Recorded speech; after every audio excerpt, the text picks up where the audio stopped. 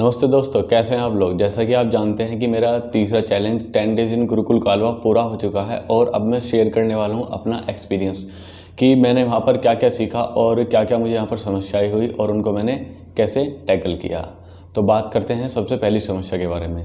देखो, जब मैं वहाँ पर गया तो स्टार्टिंग में 1-2 दिन मेरा मन नहीं लगा, और जो कि नेचुरल भी है, क्योंकि जब हम अपना कंफर्ट जोन छोड़ते हैं तो अब वहाँ पर थोड़ा सा हमें प्रॉब्लम होती ही है।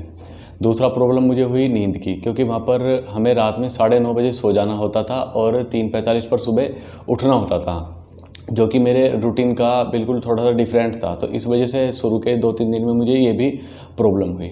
एक प्रॉब्लम मुझे वहाँ पर हुई डाइजेशन सिस्टम की, क्योंकि देखो, वहाँ पर जो भोजन था ना, उसमें लहसुन प्याज की तो आप बात ही क्या करें। उसमें मिर्च भी बिल्कुल नहीं रहती थी, और जो नमक रहता था वो भी जितना हम खाते हैं उसका केवल 50% या 60% ही लगभग मिलता था। तो इस वजह से थोड़ा मेरा डाइजेशन वहाँ पर स्टार्टिंग में मतलब 4-5 दिन तक बिगड़ गया था। और एक प्रॉब्लम मुझे वहाँ पर हुई कमर दर्द की।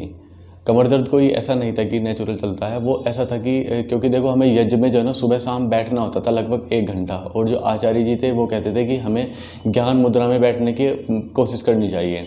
तो मैं भी प्रयास करता था, लेकिन हैबिट ना होने के कारण मुझे थोड़ा सा उसमें पेन होता था, जो कि लगभग 10 दिन तक लगातार रहा। हालांकि ये जो दर्द था वो असहनीय नहीं था, लेकिन फिर भी पेन तो रहा। तो ये समस्या खैर ज़्यादा इतनी बड़ी नहीं थी। बाकी इसके जो यहाँ पर वहाँ पर जाने के मुझे जो बेनिफिट हुए वो बहुत ही ढेर सारे हुए। तो बात करते हैं बेनिफिट के बारे में। तो जो सबसे बड़ा मुझे वहाँ पर बेनिफिट हुआ वो हुआ दिनचर्या के बारे में, क्योंकि देखो, वहाँ पर जो है ना 3:45 पर वैदिक मंत्रों के साथ दिन की शुरुआत होती थी, और रात में 9:30 बजे वैदिक मंत्रों के साथ ही दिन की समाप्ति होती थी। तो 10 दिन तक यही रूटीन रहता था। तो लगभग मतलब बढ़िया, मैंने बहुत ही अच्छे से अपना रूटीन फॉलो किया वहाँ पर। तो ये भी बहुत अच्छा रहा। एक वहाँ की मैंने देखा विनम्रता, क्योंकि वहाँ पर जो है ना सभी लोग एक दूसरे को भ्राता जी कहकर पुकारते हैं। मैंने भी सबको भ्राता जी कहा, तो सभी एक दूसरे से विनम्रता का भाव रखते हैं। ये मुझे वहाँ पर बहुत ही अच्छा लगा। और एक वहाँ पर जो अध्यात्म से जुड़ाव, देखो, मैंने आपसे लास्ट वीडियो में ही बताया था कि मैं मतलब यहाँ पर लॉकडाउन में घर पे ही रह रहा और थोड़ा सा ऊब चुका था। तो इस कारण मैं जाना चाहता था कहीं डिफरेंट प्लेस पे। तो मैं वहाँ पर गया, तो मैंने बहुत ही ज़्यादा मतलब अध्यात्म से जुड़ाव महसूस किया, और प्रकृति के बीच में रहा और अपनी जो प्राचीन शिक्षा पद्धति थी उसको देखा। तो बहुत ही मतलब एक अलग ही फील रहा, बहुत अच्छा। ये भी मेरा बहुत अच्छा मुझे इसका एक्सपीरियंस मिला। और एक आलस्य से बचाओ। देखो, आलस्य जो है वो इंसान का एक बहुत बड़ा शत्रु है, और ख़ासकर मेरा भी, क्योंकि जब मैं स्टार्टिंग में वहाँ पर गया तो काम हमें लगभग 2-2 घंटे करना होता है, तो मैं बहुत आलस्य में रहता था। लेकिन जब मैंने देखा कि बहुत ही अच्छे परिवार के जो बच्चे थे वो भी बहुत मेहनत से समर्पण भाव से कार्य कर रहे थे, तो मुझे भी मन से थोड़ा सा मोटिवेशन मिला। तो फिर मैंने भी कार्य करना प्रारंभ किया, और बाद के 8 दिन तक मैंने बहुत ही मेहनत से कार्य किया, और आलस्य फिर दूर दूर तक नहीं दिखा। तो मैंने कार्य भी किया और मैं खुश भी रहा। तो ये एक बहुत ही अच्छा मतलब बेनिफिट रहा। और यदि हम बात करें एक्सरसाइज के बारे में, तो वहाँ पर जो है ना समय बहुत मिलता है एक्सरसाइज करने के लिए। आप सुबह भी 1 से 1.5 घंटा एक्सरसाइज कर सकते हैं, और शाम में भी आप जितना चाहें एक्सरसाइज कर सकते हैं। वहाँ पर एक अखाड़ा भी है जिसमें आप कुश्ती लड़ सकते हैं, और कबड्डी भी खेल सकते हैं, रस्सा चढ़ सकते हैं, जिम का भी सामान है, एरोबिक कर सकते हैं, आप योगा प्राणायाम कर सकते हैं। कुछ भी मतलब एक्सरसाइज के लिए आपके लिए बहुत ही बढ़िया रहेगा। और मैंने भी ये सभी चीज़ें वहाँ पर की।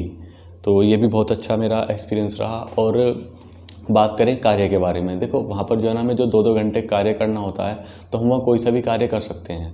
तो हम चाहें तो वहाँ पर इनका मतलब नए नए कार्य का एक्सपीरियंस भी ले सकते हैं। जैसे कि मैंने कभी गाय से संबंधित कोई कार्य नहीं किया, और ना ही मैंने कभी खेत में कार्य किया।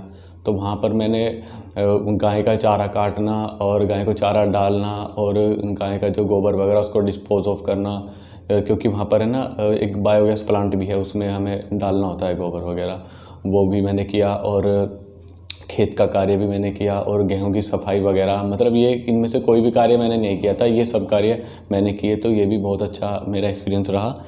और बात करें यदि यज्ञ की, तो यज्ञ के मंत्र भी मैंने वहाँ पर लगभग 1 सप्ताह सीखे, और बहुत अच्छे से सीखे, वो मुझे अभी याद भी हैं। तो ये भी बहुत ही अच्छा रहा कि मैंने मंत्र वगैरह सीखे।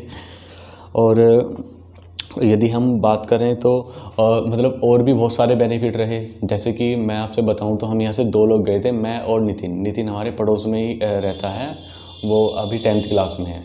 तो पहले दिन जब हम गए तो सभी लोग भोजन कर रहे थे, लगभग 35-40 लोग होंगे, तो उसमें केवल नितिन ही ऐसा व्यक्ति था जो कि भोजन कर रहा था और उसकी कमर गर्दन बिल्कुल सीधी थी। तो इसको देखकर मुझे भी थोड़ी प्रेरणा मिली, मैंने भी प्रयास किया, लेकिन मैं जैसे ही भूलता तो मैं फिर से गर्दन मतलब नीचे झुक जाती, क्योंकि हैबिट नहीं है। लेकिन फिर भी मैंने इसको 10 डेज़ तक किया, मैं इसको अभी भी ट्राई कर रहा हूँ और मतलब मेरा इसमें बहुत ज़्यादा इम्प्रूवमेंट है। तो ये भी मेरा एक बेनिफिट रहा। और एक चीज़ और, वहाँ पर ही एक साधक रहते हैं जो कि लगभग हमारी एज के ही होंगे, वो लगभग बस 3 से 4 घंटा ही सोते हैं और बिना नमक मिर्च का खाते हैं। तो उनको देखकर भी बहुत प्रेरणा मिली और वो बहुत ज़्यादा एक्सरसाइज भी करते हैं। तो इसको मतलब बहुत ही बढ़िया ये भी हमारा एक्सपीरियंस रहा, इसको भी देखा। तो लगभग सभी एक्सपीरियंसेस मैं आपसे शेयर कर चुका हूँ। और अब आप सोच रहे होंगे कि गुरुकुल के बारे में जानना चाह रहे होंगे, गुरुकुल कैसा है क्या है, तो उसके बारे में आप मेरे इंतज़ार कीजिए मेरी नेक्स्ट वीडियो का। और साथ ही मैं कहूँ तो आपको भी मैं चाहता हूँ कि आप भी गुरुकुल में एक बार ज़रूर जाएं। आप यदि डिप्रेशन में हैं और या फिर अपनी लाइफ से ऊब चुके हैं थोड़ा सा, और आप या फिर आपको नींद प्रॉपर नहीं आ रही है, तो मेरे हिसाब से आपको वहाँ पर ज़रूर जाना चाहिए। चाहे ये प्रॉब्लम भी ना हो, आपके पास में समय है तो जाना चाहिए। अपनी प्राचीन जो संस्कृति है उसको देखना चाहिए, उसको थोड़ा जीना चाहिए। तो बस आज के लिए इतना ही, तब तक बने रहिए पॉजिटिव वाइब्स के साथ। नमस्ते।